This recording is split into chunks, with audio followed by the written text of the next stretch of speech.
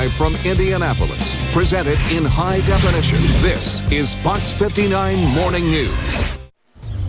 Well, welcome back. Of course, we're all getting very excited about the big race on Sunday, but Saturday night, the night before, the USF 2000 National Championship race is going to get fans all geared up. And look who we've got here, Johnny Unser, with us this morning. Good to see you, sir. It's been a few years since you've been in the 500, but I mean, you've never left the action. We're going to talk a little bit about what you're going to be doing on Sunday, but let's talk about this awesome race on Saturday night. Yeah, it's the the night before the 500. You have the Star Mazda series, the Cooper Tires USF 2000 series, and these are ladder series for the young guys, the young drivers trying to work their way up into the big cars, to the Indy cars. Okay, let's talk about what you brought along here. I mean, this looks like something, a smaller version of what we'd be seeing on Sunday.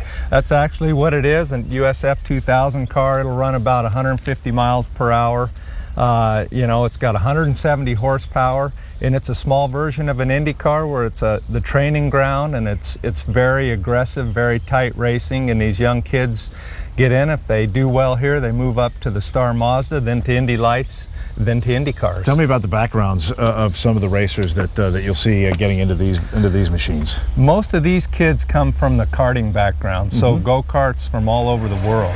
And this is the next step from getting out of a go-kart and getting into a proper open-wheeled race car. Okay, so you've never been in the USF 2000, but you've had your share of racing on the big ovals. 2000 was your last Indianapolis 500. What are you going to be doing, Johnny, come Sunday? Well, I'll be up in race control. I work with Ari Lyondike and race director Bo Barfield, and we keep an eye on the race and the safety of the race and help, manage the rules that have been given to the drivers, how to conduct themselves during the race, and it's neat to be part of the program there. Being with Cooper Tires now, do you give them some tire advice here? And you brought a I'm in the process of I gotta get new tires. I know I'm on borrowed time here, but you've got a couple of tips that we should be looking for when we're out on the road, and the differences between that tire and this tire. Yeah, huge differences. You can see the race tire is bald. This tire is meant to operate, at 160 to 200 degrees. You got to get a lot of heat in it. Yeah, who needs treads on that, right? Yeah, exactly. But here,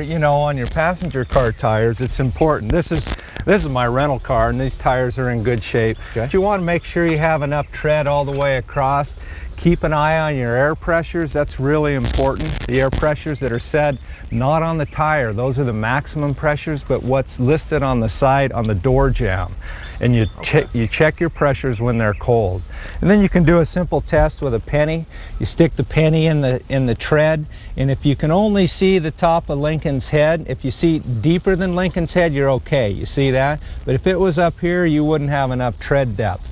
So you want to make sure you have at least 2/32 of an inch all the way across. Real simple test to do, Keeping your tires properly rotated. Cooper says, about every 5,000 miles. So there's some simple tips you can do to have a safe summer. Appreciate it. Hey, listen, have a great weekend. Enjoy the festivities, and I know you're going to be a busy man come Sunday. Thanks a lot. All right, let's go into the studio now and talk about it. It's beautiful now, but we know things are going to be changing. Come.